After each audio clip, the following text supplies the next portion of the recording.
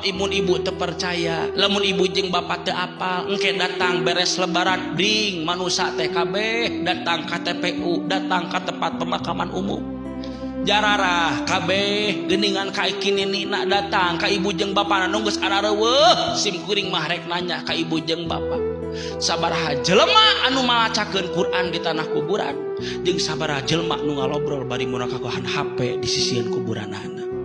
Da orang mah geuningan datang ka kuburan atuh palus-alus dangdanan jeung baju.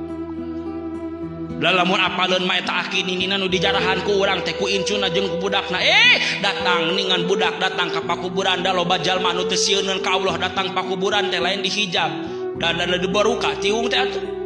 Lain kalah nyapaatan ka indung jeung bapana. Tapi kalah disiksa ku Allah indung jeung bapana sabab budak datang ka alam kubur teu ditutupan auratna. Naudzubillahi min.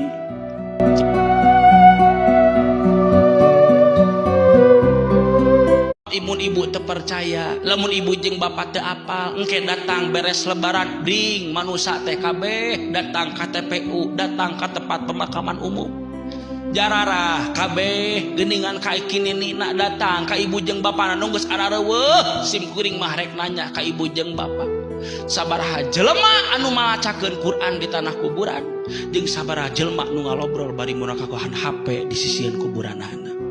Da urang mah geuningan datang ka kuburan atuh palus-alus dangdanan jeung baju.